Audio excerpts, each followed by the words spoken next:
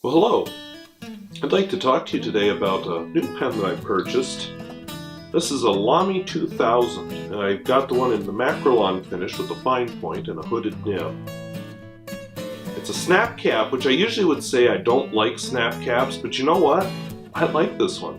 It has two little ears that hold the cap on. They were kind of weird at first, but I got used to them. It has an ink window, it's a piston filler. In the close-up you'll see you can't hardly even see where the piston up here is. Now I show you that there really is a piston, but it's full of ink and it's Noodler's black and I don't want to make a mess on my clothes. The clip is spring-loaded, which I'll do a close-up of that I suppose. Little breather hole or ink hole here in the back of the nib, and it's a semi-hooded nib. I've always said I don't like hooded nibs. That's one of my complaints with the Parker 51. I'm one of many complaints, but this isn't about the Parker 51. For some reason on this pen it just works. It's a very clean, functional design. I can take this places and people look at it and don't think it's any kind of a special pen. The material on it is Macrolon, which is a bit unique. Sure, there must be other Macrolon pens, but this is all I can think of. This is a very tough fiberglass type of plastic. The only other thing I'll say, when I bought it, the cap went on very mushy. I'm not real good with words, so I don't know if there's probably a better word than mushy, but it didn't snap on, just sort of mush on. Now it doesn't do that after a few weeks of use. It's not mushing. Now I'm over the honeymoon period, I think. I'm still quite fond of it. I've been using this pen steadily. Even when it runs out of ink, I ink it up right away. I don't set it aside for another pen. This has become my daily writer ever since I got it. And it just seems to have gotten better and better. It's like it worked through its issues. I don't know if there was some kind of material in the feed or the nib from the manufacturing process or what it was, but it's just gotten smoother and smoother and wetter, and it just makes a really nice flow, as you'll see here. I'm checking my time to make sure I don't run over. But anyway, very nice pen.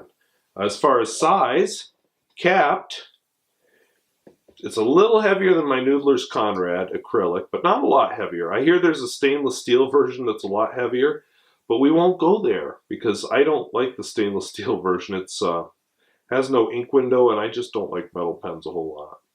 So anyway, as far as length, it's about the same length as the Conrad.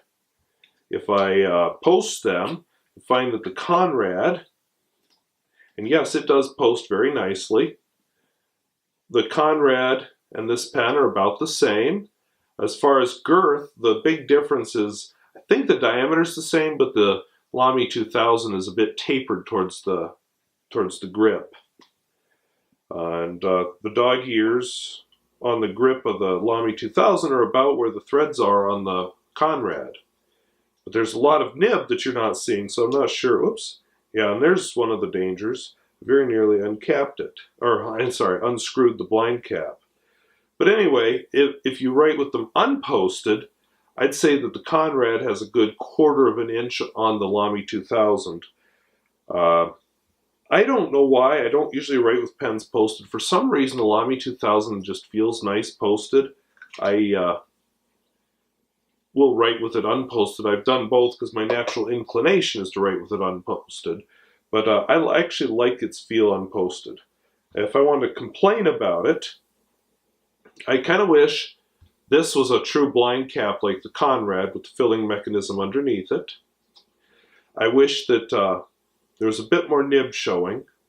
And I wish that it had a bigger ink window. I just don't feel like this one's big enough. Well, when I ran out of ink the first time, I didn't feel like I had enough warning there. So anyway, I babbled on and on enough about this pen. I will do a writing sample. We'll talk to you later. I don't usually write with my pens posted, but for some reason with the Lamy 2000, I just like posting it. So I wrote this earlier, Noodler's Black. This pen is meant to be my daily writer, so it's a fine point, and it's perfect for that. I love the flow on this pen. I forgot the E in the word flex. There we go. It's not a flex pen. It's a little bit soft. It's a gold nib, even though it's plated, but definitely not any kind of a flex nib. Really good flow. It just keeps up with me. There's no problem at all about getting as much ink as I need. It is just perfect as a daily writer for me. That's why this pen has become the pen I go to write. So hope this was useful.